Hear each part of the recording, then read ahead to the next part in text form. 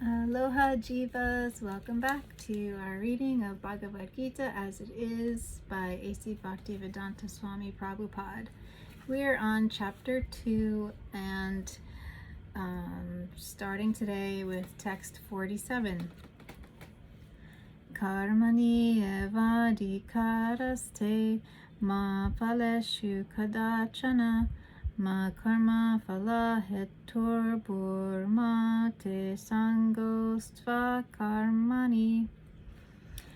You have a right to perform your prescribed duty, but you are not entitled to the fruits of action.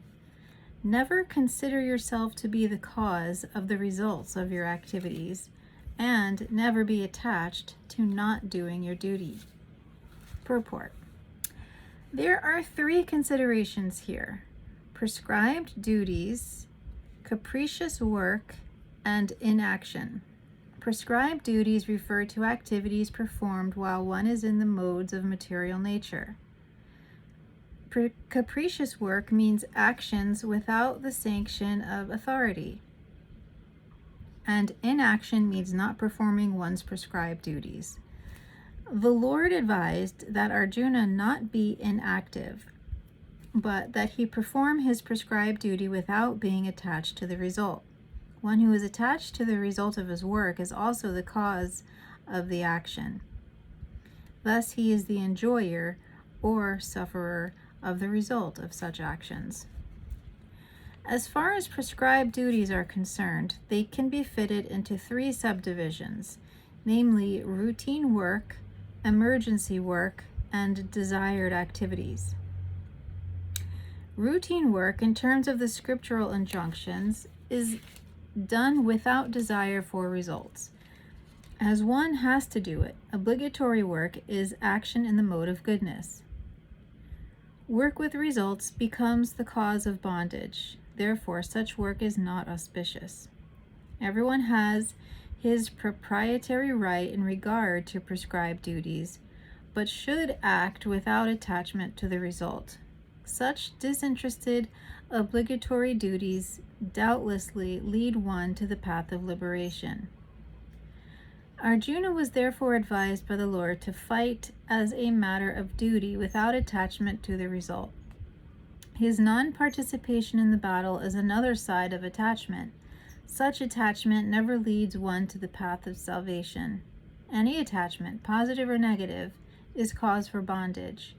Inaction is sinful. Therefore, fighting as a matter of duty was the only auspicious path of salvation for Arjuna.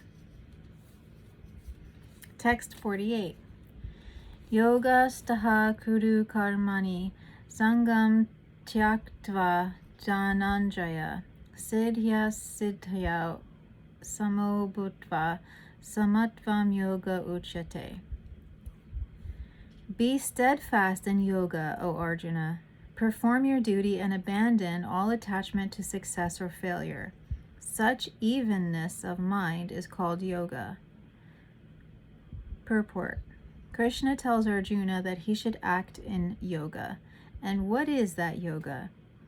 Yoga means to concentrate the mind upon the Supreme by controlling the ever-disturbing senses. And who is the Supreme? The Supreme is the Lord. And because he himself is telling Arjuna to fight, Arjuna has nothing to do with the results of the fight.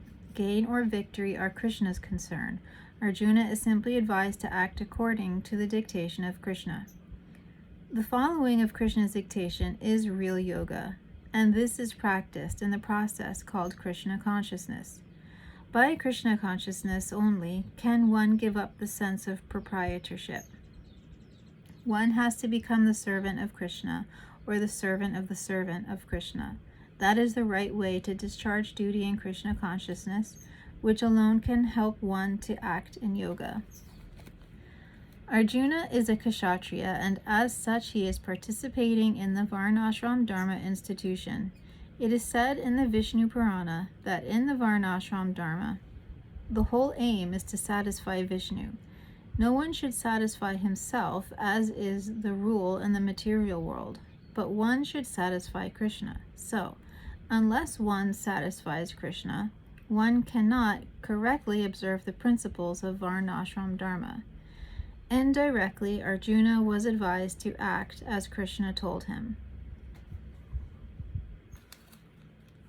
Text 49.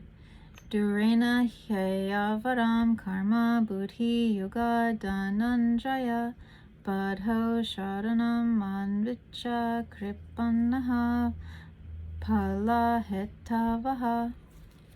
O Dhananjaya, rid yourself of all fruitive activities by devotional service, and surrender fully to that consciousness. Those who want to enjoy the fruits of their work are misers. Purport. One who has actually come to understand one's constitutional position as the eternal servitor of the Lord gives up all engagements save working in Krishna consciousness.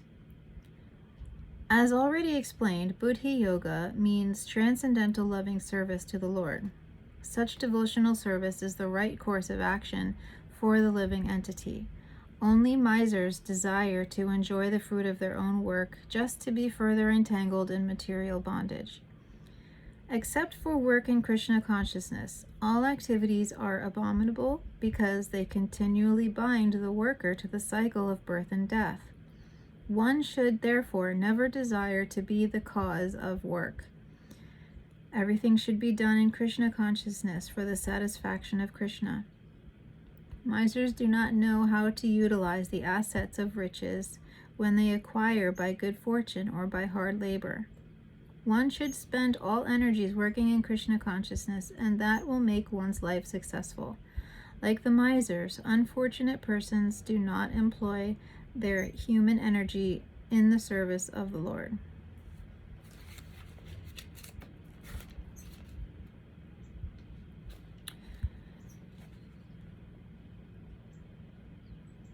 So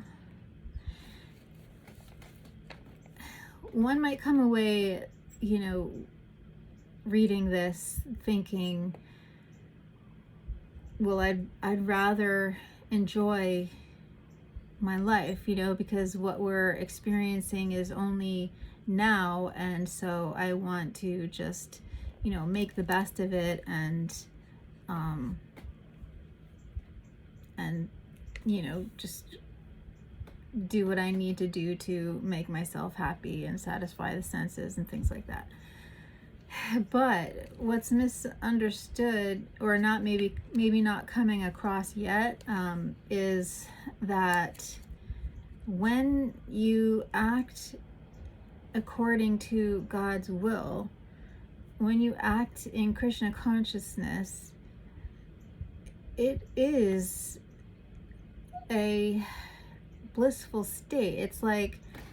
It's almost like being able to let go of the control that creates anxiety in your life. When you are trying to control a certain outcome, it's very anxiety inducing, and when you free yourself from that attachment to the reward or particular outcome that you are acting for,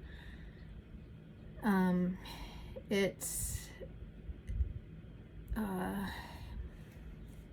transformative. And so just as we are part and parcel of God, we are not separate from Krishna. By serving Krishna, we are serving our best interest. So, just as the eyes have a duty to see, they are serving the body and the soul, right? In order to be able to see and move and whatever it is, it's an extension of ourselves as a tool to act in the world. So that's like the jivas, or the souls, as extensions of Krishna himself, whose energy is bliss and eternity and all-knowing. And so, and by serving those things, you can only therefore experience those things. So yeah, it's not like the master and slave situation, you know, where one person is lording over another person to the point of oppression, and they lose their sense of identity. It's like the complete opposite. You have a unique identity that Krishna wants you to act in accordance to, for his will of divine love. I mean, that's, you know, God is a loving energy.